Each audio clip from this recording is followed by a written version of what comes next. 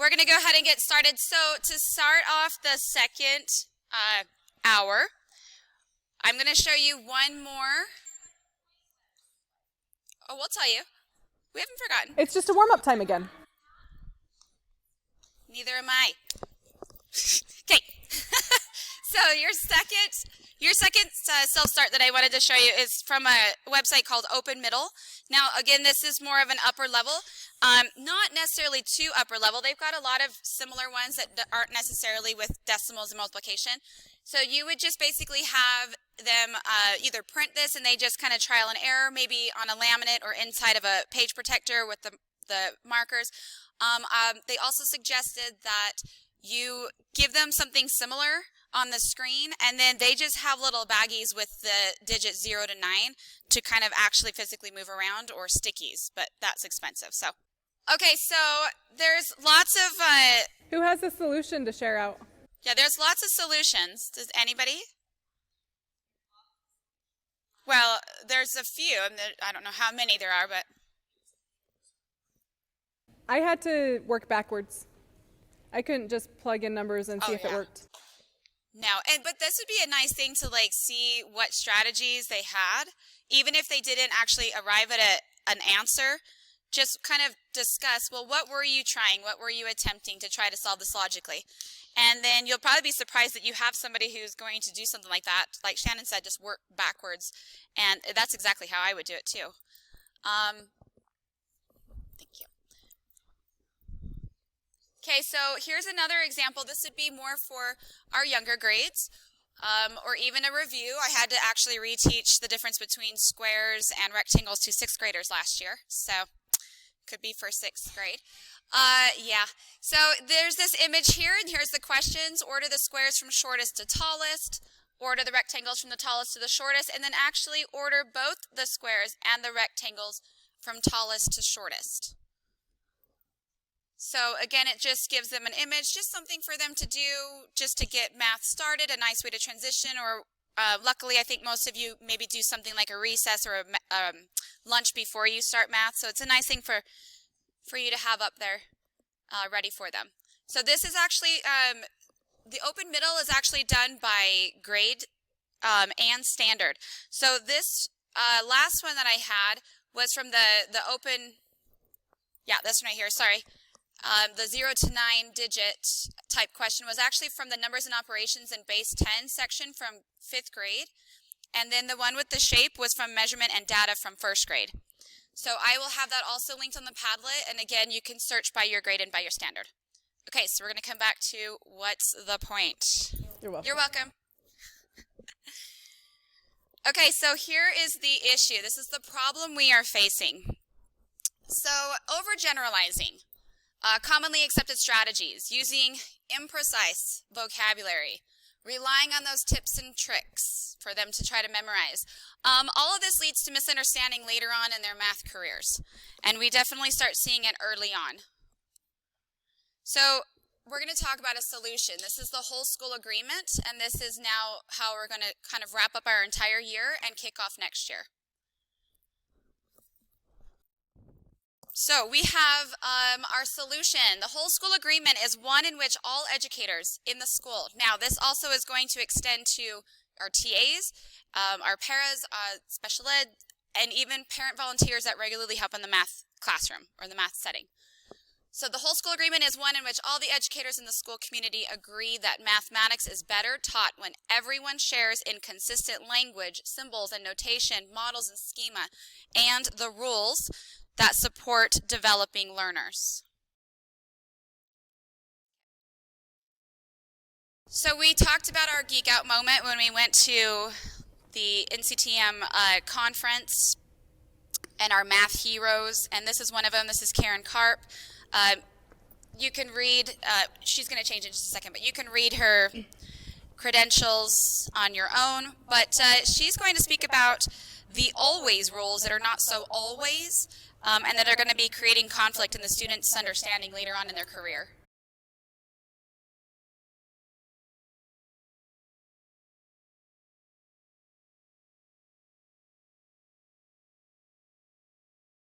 Okay, so I actually have firsthand experience about kids discovering that what teachers in the past told them was quote unquote untrue, whether it was something that their previous teacher realized or didn't realize, or I'm sure unknowingly said something, and they really do get super frustrated, and then they start to doubt the current teacher and their expertise. Who am I going to believe? What do I believe? Okay, so we're just going to talk about the rules that we already went over. Uh-oh, I'm doing this back upside down. There we go. So this year. So these is just a reminder of the rules that expire. We have the 2 links. There are 2 different articles, the 13 rules that expire, and then there's the 12 rules that expire in middle grades. And we did actually already discuss this year rule number 2, use keywords to solve word problems, which we're going to also get to again because it's super important. 11, the longer the number, the larger the number, which is one of them that she demonstrated. And then 13, what we talked about earlier today, the equal sign means find the answer or just write the answer. And that's definitely not how it works. So here's our focus. We need to, again, agree to the language as well as the symbols, notation, models, and the rules that's going to be used, and then hold to it. So we're going to make sure that as a whole staff that this is what we do, this is what we agree upon, so that all of our students are hearing it from day 1, from kinder all the way up, the same way. And then we have less misunderstanding, less confusion. And I want to make sure that we clarify this. We talk about the rules that we're going to agree on, and we also just barely talked about the rules that expire. We're talking about like rules for us, ways that we're going to agree to teach and the things that we're going to agree to say so that we can avoid the rules that expire and avoid those misconceptions. Yeah, I'm glad you said that. That's awesome. Okay, so here's one major topic, equality. So we're looking at changing our own vocabulary when we talk to our students. We don't want to just say equals or makes. Oh my gosh, 2 plus 4 makes 6. What the heck does that mean in math? It doesn't make 6. So 2 cats plus 4 cats makes 6 cats? So we're going to change that to not just saying equals, but always saying something like equals the same as, or it is, or it was, depending on the situation. You can also remind them as well, it is balanced. You have one side of the equal sign versus the other. It's balanced. It's the same as, okay? So we need to be really careful and just change our own habits when we speak. Our symbols and notation, of course, it would be the equal sign for equality. It is relational. It is not an operational symbol. It does not say, hey, there's going to be an action coming. It means do something. It's showing relationship, again, from your balance scale. And I literally draw like a little scale with the little pendulum or something in the middle with the equal sign and the 2 sides, showing it has to be balanced, okay? It's relational from one side to the other. Let's see here. Oh, okay. So it's also symbols such as question marks, blanks, squares. You could put that in for showing the unknown before we get to variables. Yes? Can I share kind of a success story on this? Yeah. So I always tell them not to do, but like it really affirmed that. My nephew went back to college, and he lives in Arkansas, and he's like, I've never been good at math, and he was really struggling in his math class. And so I said, okay, so what do you, and he's like, it just doesn't make sense, like how this plus this can equal this or whatever. And so I said, well, what does the equal sign mean to you? And he goes, well, this is your answer. And he said, there's your problem. An equal sign does not mean here is the answer. It means that they balance on either side. He got an A. He was like, that makes so much more sense. And he ended up now he's successful in math because just for that one simple little thing. He's like, why didn't they tell me that years ago? I'm like, And it's something that we just all assume.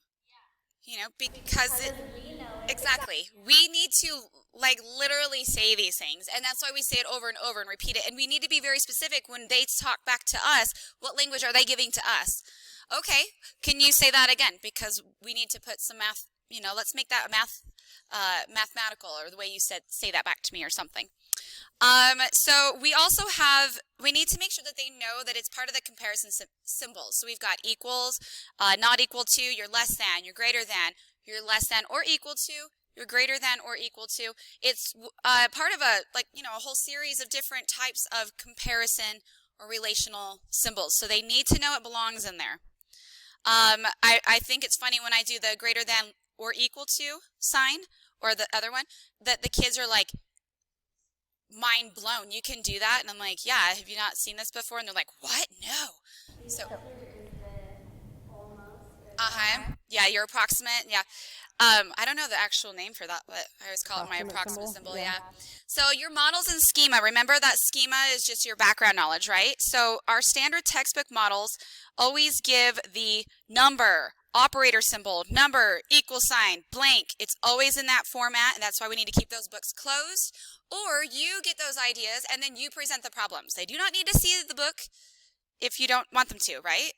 What's the harm of giving them a few problems from there? You just rewrite it and they just put it on a line sheet of paper. Besides, the books never give them enough room to put anything anyways, very soon as they get up in the grades.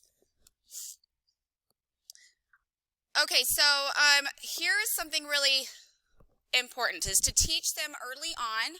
And honestly, it's not going to hurt to just say these words, even if it's not in your required vocabulary when they're younger. I did not even look up what grade this starts coming up in.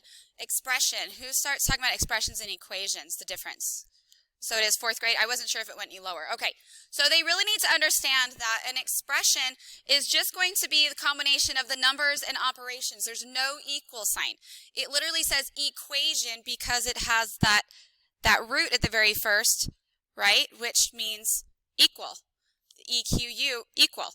So you have an expression and an equation. An equation is literally just the balance of two or more, right? If we don't string them along like our non-example we did before. Two or more expressions, just showing that they're all balanced. That's an equation. One side is the same as the other side. So if he would have understood that, that would have made a lot more sense early on, right? More on just the importance of the equal sign, I have this article that is linked. We've got a lot of research that's linked on here in case you guys want to read further on a lot of these topics.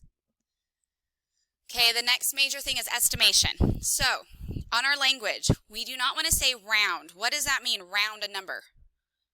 Or guess. If we're going to say guess, we need to say it's an educated guess. It is not a guess. Okay, there is a place for it. There's a way to do it. And when you're rounding is not estimation. It's a strategy. It's one thing they can choose from, okay, to get an estimation. It may not be appropriate. There's lots of ways that we can estimate. It's just one, again, way to get a close value. So an estimation is a value of something that's not exact, but it's close enough to be useful. And it's obtained by knowing the features or the values of what you're trying to estimate. You need to know what's the purpose of this estimation. So what's going to be my best method to get a close enough value? The second piece is that it sets it apart from estimation from a guess, because you need to know what is the situation, what's appropriate. So you're not just guessing. And that's why we need to call it an educated guess or a prediction. Then symbols, we do have that, again, that little wavy equal sign, right? The about, approximately, actually have them write that on there. This was really interesting, using the plus or minus. So having students give multiple estimations, talk about it as a class, write them down. Okay, and then say, oh, now what did you do to get your estimation, which is, again, just a close value to the original, right?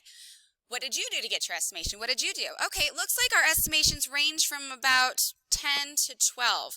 So you could say 10 plus or minus 2, showing that it's a range of guesses. It's not just one. That's why I hate trying to give those problems out of a textbook and then give the answers, because it's what the publisher or the author put in doesn't mean it's their guess. And then they think they have no idea what to do, right? Or teachers just skip it because it's not really important. And then models and schemas. So they need to understand multiple ways to estimate that value. Can one estimate somehow be better than another? The answer is yes. On the other hand, two estimates can be very different, yet still be equally as reasonable. And again, there's more research on that topic for you. Okay, units and measurement. So here's an example. There are 6. or it's 6, or just plain 6. What the heck are you talking about? It could be 6 ducks, 6 centimeters, 6/4, 6 x's. You really need to be specific and hold them to that. Make sure that they label and they're precise in their answers when they're actually giving you that unit, okay, on all their answers. It's making that abstract quantitative, math practice 2. And that really helps them remember that math is real. It's a real life situation, not just some. And if you just take an algorithm out of the textbook, or excuse me, an equation out of a textbook, make them make it up. They can label it if they want it to be cats or dogs or ponies or whatever they want. I said this for me, this one is really crucial when doing measurement. Yes. Because they'll just put the answer and they'll say 4. And I'm like, oh, 4 feet? They're like, no, 4 inches. I'm like, well, this says 4. It could be whatever. So that's where this would be like, that's an example where this is really important. Yes. Saying this is what I mean by that. So there's actually a lot of research out there that counting is always one type of measurement, right? You always need to understand what you're counting, why you're doing it, what the value is, what's the reason. So let's keep going through and then we'll kind of get to that. So have students label using a variety of methods every time where they're counting. So they can label it with a picture, they can do symbols, an abbreviation, or a complete word. They can either say it verbally to you or actually have them write it down in their work. Make sure that you teach them the correct abbreviations as well. M, right? That's one that they get mixed up a lot for measurement. Is it miles? Is it minutes? Is it meters? I still have 6th graders that forget that one. So make sure they're using it at all times. Don't let that slide. And then make sure the students understand what the value is. For example, 3 is less than 8. Are you sure? Do you even know what 3 and 8 is? Why are you just saying 3 and 8? 3 what? 8 what? You prove it, right? Make sure they always know what the numbers stand for. Then when they have a really, really good sense, then you can start maybe just on their paper just to kind of do it a little bit quicker as they've experienced it for a really long time. They maybe don't have to label inside their work, but they should at least label that very final solution. And, okay, so make sure that they understand why they're counting. So what is the situation? So let's say they're counting blocks. Okay, there's lots of different blocks. And you say, okay, I want the total number of blocks. Well, then they need to actually be really precise in the way that they label it. And they can say, all right, their unit is 16 blocks. Well, what if it wasn't the total number of blocks? What if it was just the small versus the large? And I just want to know how many small blocks. If I just label there are, 9 blocks, is that accurate? No. You need to be specific. Green blocks, small blocks. So make sure that they always know and maybe have them do it a couple different ways so that they understand that it can change. The unit changes. The unit changes depending on the situation. So if the question originally was, give me the total number of blocks, then make up another question just really quick. Okay, what if it was just these blocks out of the picture we wanted? What would you say then? It takes 2 seconds of extra time. Throw it in there. So I would just make sure that they're really careful with that. And then I really like this suggestion. For instance, there are 3 trucks, but there are 12 truck wheels. Okay, so kind of make them understand what they're counting. Oh, and then when you draw the models, make sure that the unit is clearly stated. So for instance, over here we have an array, 3 groups of 6, and in each square, even if they just kind of started out knowing each square is actually 1, it equals 1 unit. Because if each square was 7, that's going to be completely different, right? So even if they don't label every single one, if they just do a kind of a couple and then they just that visual reminder, oh yeah, these are just 1 each. Because if it now turns into a 10th, that's completely different. I mean, you really need to be specific. Don't just assume. And then I really liked this other one where they were moving. It's kind of hard to see up here, but the little rectangles are actually split into thirds. Up at the top, the 9 divided into by 3. And they move those blocks onto the number line, and so you can clearly see that the one little square is the same as 1 unit. Does that help a little bit? Can you see that better? And so that's a way of labeling it too, because again, it's on a number line, so from one side of the square to the other side of the square, it's just 1 unit on the number line. Oh, multiplication. Okay. Multiplication. Repeated addition. So, I'm guilty. me I'm too. very guilty. There's a lot of new stuff out there now that we need to be very careful saying that multiplication is repeated addition. I have linked an article there if you want to read it on your own from a mathematician that sort of started this outrage amongst classroom teachers. So let's just talk about that one first. Changing our language from repeated addition is multiplication. Repeated addition is a strategy. It does not always work. There is a time where it will not work, okay, especially as they get way in the upper grades, way past most of your grade levels. So for you guys, it may be like, well, it works every single time. That's great. But they need to understand it's just one way to figure out the multiplication problem. It is not the exact same thing as multiplication. They are not just this or this, and does that make sense? They're not like synonyms for each other. So as long as we know that it's just a strategy, it is a falsity that unravels once students begin multiplying fractions by fractions. So for a lot of situations, repeated addition and multiplication, again, will give the same end result. But due to the fact that this rule doesn't always hold up, we should never even teach it as the rule. Absolutely, but they need to know that's a strategy. Yeah. Just something to choose from, right, from their arsenal. Janine and I talked about this for probably a good half an hour to 45 minutes just last night, figuring out how we can present it. And I think that accepting it as a strategy is probably the best way, because that is a great way to help a student who is struggling with multiplication understand it. But it does fall apart when they're in high school and doing matrix multiplication, when they're multiplying functions by functions, when we're multiplying fractions by fractions, and so we do have to be a little bit careful about it.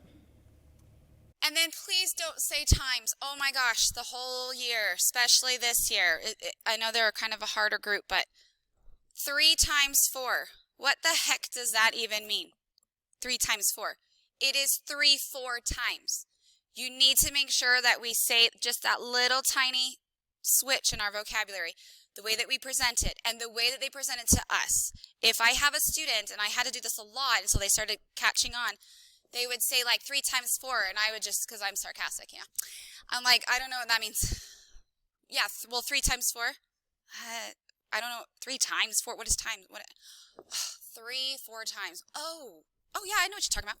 So really make sure that they say it the correct way and you say it the correct way. So 3 4 times here, this is just our example, 3 times 4, which we would want to say 3 4 times, or 3 by 4, or 3 groups of 4.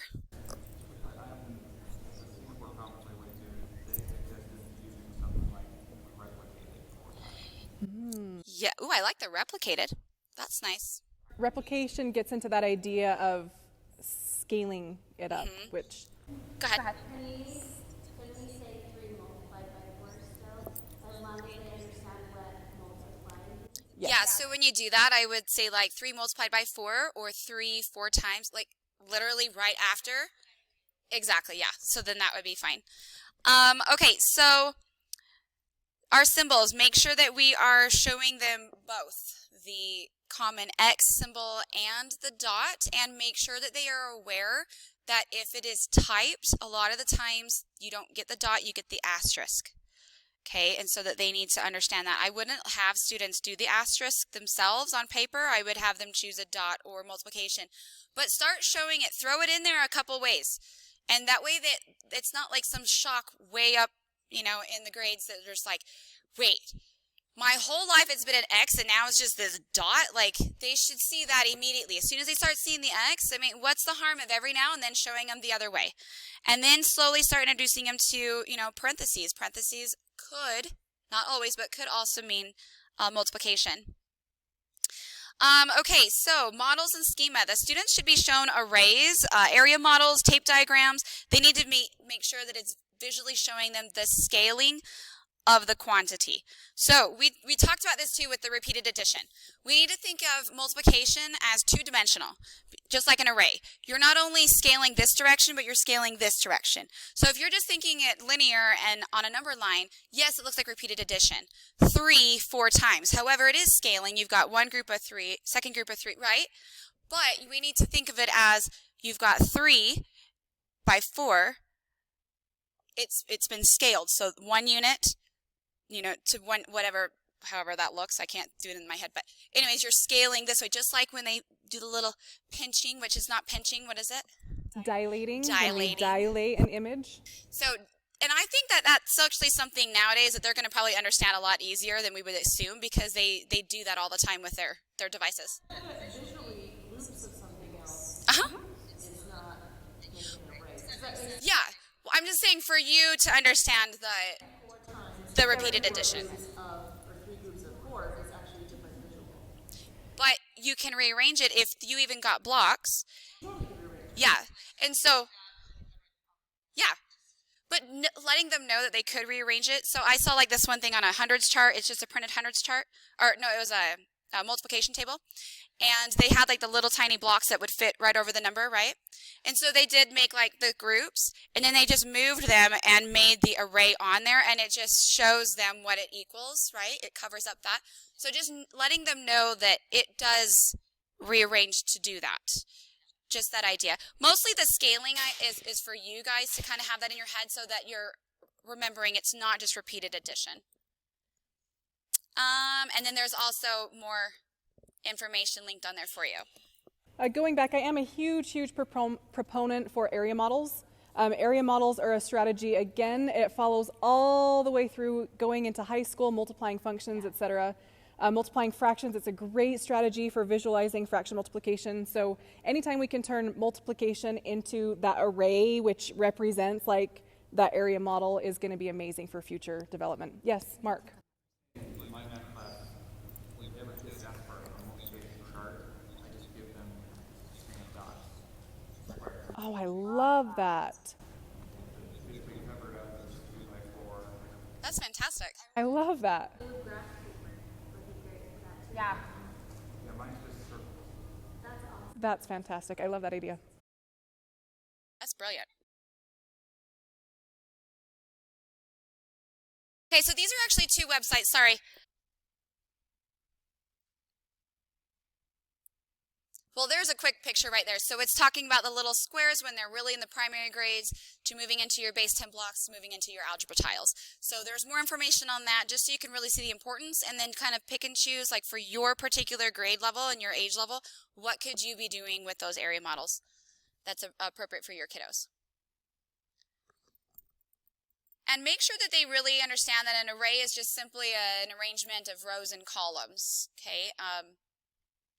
Kind of usually in a grid-like fashion, though. Okay, fractions. There's a lot with fractions. We do not want to say reduce. There's actually a lot of research out there that reducing gives the students impression that the fraction is getting smaller, which I've never thought about it that way. But that's interesting. So we want to just say it's simplify, and really make sure that they get simplify, simple, right? Those words go hand in hand. We do not want to say things like 1 out of 7. It leads to a lot of confusion. First of all, it's mixing up ratios, which they'll learn later on starting in 6th. And then if it's out of, there's also research that students are starting to think that it's being subtracted out of it, which again, I did not realize. These are a lot of things that like our special ed students may have these misconceptions that nobody's realizing. So instead of saying 1 out of 7th, we want to say it's 1/7. We really need to throw in that unit. It is extremely important to make sure that the fraction is not 1/7 or 1 out of 7. It is 1, and what is it? It's a 7th. It's a 7th. It makes their lives a lot easier later on. We do not say the top number, or we don't say the words bottom number. It is always numerator denominator. What about 1 part of 7? No?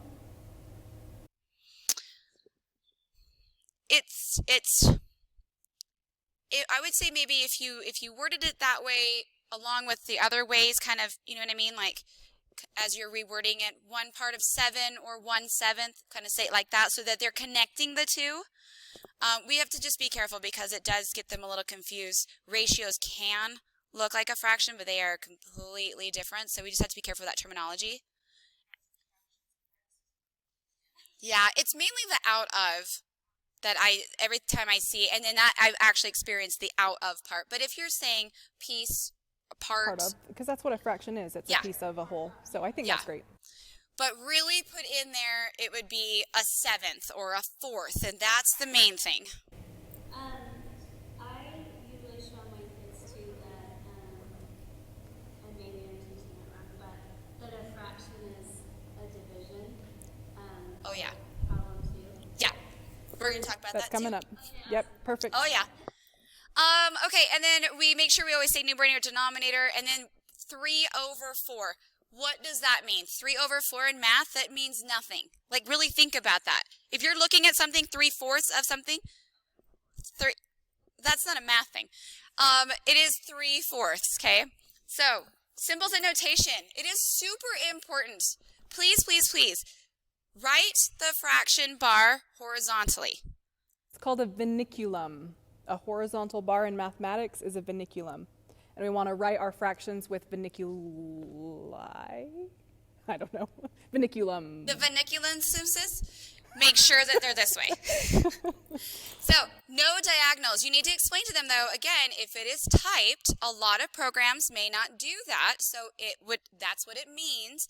But there is, again, a lot of research, especially for our special education students, that they are actually transferring that as, let's say, 3/4. It would be 314. They're seeing it as a 1. Okay, there's a lot of out there, actually. I was trying to see if it was just like 1 or 2 places. I've never personally experienced that, but it is apparently a problem. So we need to make sure that they are in that stacked fashion. Let's see here, am I on the... So they also need to understand that the denominator represents the unit. Fraction literally means a piece or the process of breaking something apart. Fract means like a piece of that's broken or breaking up or tearing apart, and shun is the process of doing that. So they really need to understand that as well. Okay, now we're talking about division. This blows their mind, man. But seriously, knowing this solves, again, a lot of problems. And the students are like, why did nobody just say this? And a lot of people just are not aware of this. So fractions actually are division. They allow us to divide any whole number by another whole number, of course, other than 0. So we've got an example here. This means that the fraction bar and the division operational symbol are the same thing. So we really need to make sure that they're aware of that. So here's an example. You divide 3 whole pies among 4 friends. Okay, so you've got your 3 pie circles. You split them into 4 pieces. Makes sense. That is that there are 4 even pieces out of 3. So notice over there on the side, I don't know how easy it is to see from back there, but there's the 3/4 in fraction form. Notice that this particular computer program did not do the horizontal vinculum. I tried. It didn't let me. So 3/4 or 3 divided by 4. They are the exact same thing. And what do you end up doing after you split your 3 pies into 4 equal groups? Each friend is going to get 3 of the 4 pieces, which again is 3/4. So they go hand in hand. They are the exact same thing, and it's very important for students to understand that. It may not make a difference in your grade, but I guarantee if they know that by the time they get up in the higher grades, oh my gosh, there's so many things that makes so simple.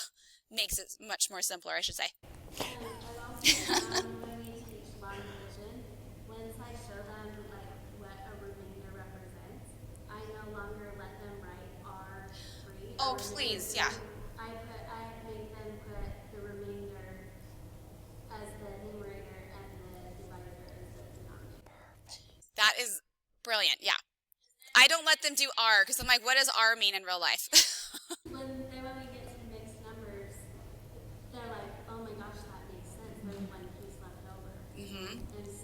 And that's why you would want to do your algorithm, right, with a drawing together or a model or something physical so that they see all these connections. Don't do them separately.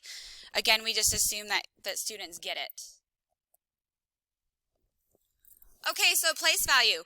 Don't say point. Those of you that taught in my classroom have been in my Also classroom. guilty. Yeah. Do not say point. You have to say and. We do not say we have $3.40. All my kids, when I say that, they look at me like I'm an idiot. And I'm like, why would you say 3.4 then? Right? If it's like chapter 3, section 4, sure, 3.4. Not in math. It needs to be and when you read that decimal point. Number versus digit. We need to be very careful. Digits are 0 to 9, a 0, a 1, a 2, 3, 4, 5, 6, 7, 8, or a 9. Not a 10, because that's a 2-digit number, right? Between when they learn that and then when they get over here, they're just like, what? It's the same thing. That's something we need to be very careful about. Value versus place value as well. Okay, the place value is the actual position that it's held in. Your value is how many? So let's say that we have 9, I think it's the 9 over here, 2079. That 9 is representing the value of 9 units or 9 ones, but what's the place? Units or ones, depending. I know there's both terms depending on what you're looking at. When we write it, make sure that they realize when you actually write 2079, 2079, no, there is no decimal point in there. Don't say that. Don't say that. And that's actually a bad habit, even though it took me a really long time, and every now and then I slip, and then I just like pretend and I say it again really quick. Yeah, because when we were growing up, nobody ever said that. And we would say it all the time, like 1079, and we have to be really, really careful. And then they need to notice when you write it out or see it in written form, where that comma is, that's exactly where the comma is in the number. A lot of students don't know that or don't remember. Same thing with the decimal point, right? And it splits out those periods on the place value chart. Okay, symbols and notation. Get them in the habit, if there are no whole amounts, to put a 0 in front of your decimal point. There's just a lot of confusion. There's a lot of times when you have your 0 holes and then whatever your decimal amount is for the upper grades that do that, just having that little extra space on their numbers to put that decimal point, it really like kind of highlights it to the students. They have a lot less of a time. No, I'm not trying to say. What am I trying to say? Less of a harder time. I don't know. I'm all tongue-tied. Seeing the decimal point. They'll see the decimal point. That's what I want to say. They'll see the decimal point. So don't let them put just, the point and then the 7/8. It's 0 and 78/100ths. In the primary grades, represent the values in a way that provide a better understanding of place value and the actual base 10 or the decimal system. I don't know. I've been doing a little bit of research and just on this because kids tend to mess up those numbers when they're in the younger grades. So 17, they'll try and write 7-1. So I don't know if you've heard of the count 10 way. And I found it when I was researching your math. I don't know how you feel about that. So instead of, let me explain real quick. Instead of counting 11, 12, 13, you say 10, 1, 10, 2, 10, 3, so that they're seeing that there's a 10 and 3, a 10 and 2. They call it say it the 10 way. 10 way. Yeah. What do you? I don't teach the younger grades enough to know what it would be like, but I was really, really intrigued by it. As long as we can also say 17, now let's say it the 10 way, so that they can see that connection both ways. We want them to know that 17 is what we say, but this is, it is a 10 and a 7. Yeah, I thought that was really interesting. I've never heard of that before, but I was really happy to hear about that. And that's another thing, for instance, I kind of think that sort of goes hand in hand with, if you're like, let's say you're modeling it, even with concrete materials, if you were to write 24, don't make it so abstract. Don't just write 24. Or if you model it, don't just put 24 units out there. Show them it is 2 10s and then it's the 4 1s, right? So that they understand what the 2 and the 4 represent. And when they start getting into algorithms and lining things up, all of that just helps them in numerous ways after the fact. Okay, order of operations, PEMDAS. Who knows PEMDAS? What is it? Please excuse my... Oh, dang out, Sally. We are going to change... I love the article, too. It had a picture of, like, this old lady in a rocking chair, and it was like, no. Okay, so we're going to try and move towards Gemma. Okay, there's also... and I think this starts way back in 4th grade, maybe even 3rd grade when we're doing order of operations. 4th grade? 4th where it starts? Okay. All starts in 4th grade. It's so hard for them to, they're really good at math in 3rd grade, and then they come to 4th grade, they struggle a little bit. Yeah, we have that gap between 5th and 6th, too. It's okay. We know who to send them all back to. Remember, Liz was offering, so. Okay.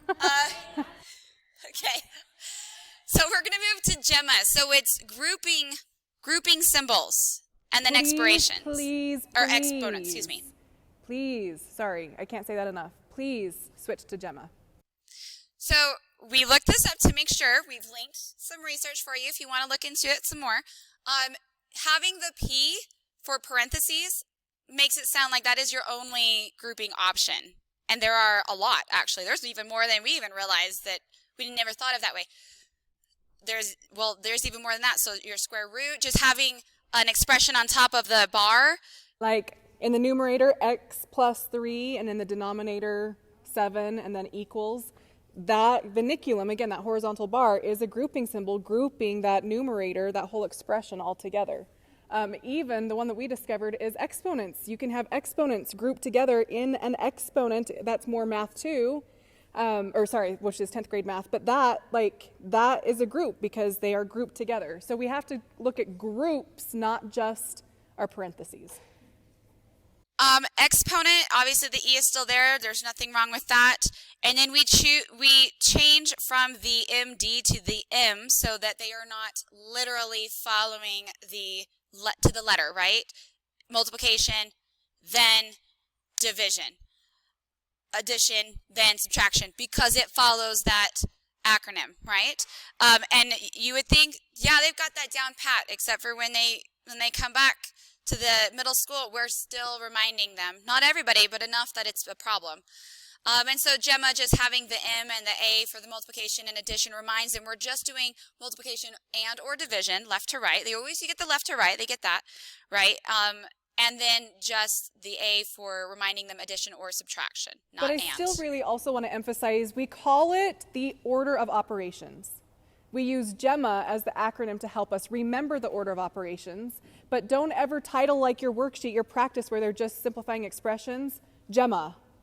It's order of operations, and then leave it to them to write in the acronym Gemma so that they remember what they're doing. But they have to know that this is called order of operations, and we're using the order of operations. We're not using PEMDAS or even just Gemma. It's order of operations. Your acronym, or if they want to make a mnemonic, a cute little saying for Gemma, I don't know if there's one out there, that's just a strategy to remember your order of operations. So it's so funny, every year, we're going to do order of operations. Oh, PEMDAS? No. No, order of operations. Okay, so in the primary grades, we kind of discussed this. Again, you're only looking at parentheses, but there are others starting in middle school. And then I linked that same one on there for you as well, the second slide. Okay, problem solving. So, using keywords to decide an operation that should be performed. We are just not going to do that. We're not going to have acronyms. There's no cute little cubes or, that's the only one I can think of right now. That was the one that kept popping up. Whatever those little cute sayings, like you circle and then you underline and then you box and you look for this word and it tells you to add or whichever. So instead we're going to model a variety of strategies, methods to solving a problem, including acting it out, drawing it out. As soon as you literally tell them, okay, if you were to, everybody pretend you're holding this, blah, blah, blah, right? Now do this to it, like it says in the story. They're like, oh yeah, it's this. But when they don't just think about what is the situation was actually happening in that tiny little paragraph, it's all of a sudden they're just like, what is it telling me to do? Number, number, number, take them out, do something with it. Restating it in their own words. We talked about this briefly, I think. Show the problem, right? Turn it off, make them turn away, tell each other, okay, what's actually happening? Don't let them start reading it word for word. Well, there were 7, no, I can read, it's fine. What's actually going on? Oh, somebody's at a candy shop, this happened, right? They bought this and this. So make sure that you are using keywords approach. Using the keywords approach, is not practicing how to read mathematical situations and making sense of them using the prior knowledge. So from being taught a keyword strategy, students glean the implications that you don't have to read, you don't have to think, you just grab the numbers and then compute. And we've all seen that, I'm sure. So our big ideas, of course you're not going to be able to see this, so I just summarized it. You can see it when you look at the slide. Starts at, it's very hard to read, but the very, very top corner, it starts at a kindergarten down to the upper grades 4th through 5th. And this is basically your trajectory, of your problem-solving strategies, okay? So here's the big ideas that's repeated in every grade. Discuss what the problem is and imagine the situation. Create a representation to model the situation. Maybe it could be they're acting out like they're holding something or doing something, or they actually draw it or get some materials. The teacher or the student decides and records. Notice it says, or the students, right? Decides and then records the corresponding equation. Kinder, obviously the teacher will do that. When you get into upper grades, let them try it out. Then you can tweak it if you need to. When they get to the upper grades, right? Then they need to come up with that on their own. Record the solution, including the appropriate unit. Make sure you label what those numbers are. And then check for reasonableness and explain and justify your process. Okay, so how do you know it's this? How did you get it? Oh, and then play devil's advocate. I don't believe you, though. I don't think that's right. Can you prove it to me? I don't know. And make them actually justify it. Besides, that helps them decide, was their method appropriate? Is there a mistake that they can learn from? And is it reasonable? Not just, I got a number, I ended with a number, it's got to be the answer. Do you see how just what she said on that slide was math practices 1, 2, 3, and 6? Like they're everywhere. It's in everything that we do. Mike, where's my mic drop? Okay, this is again on here for you. We will email it out to you. That's our Padlet. The Padlet has everything we've done so far, all of the slides, all of the attachments, the links to the articles, the videos that we've showed you all year, as well as all of the self-starts that we've given you. And before we officially dismiss you, since we have 5 minutes, I'm not going to keep you the whole 5, but this all ends with our whole school agreement, that we all need to agree that we're going to be teaching these certain things in these certain ways. And when we come back next year, we'll have another brief training at the beginning of the school year where we can really talk about what that whole school agreement looks like. But we are excited to see the growth from our students when we're all on the same page and always looking out for what's ahead. And yeah, I'm excited. No more confusion, no more forgetting. Yes. Right. Something like that. Hopefully. Hope. High hopes. Okay.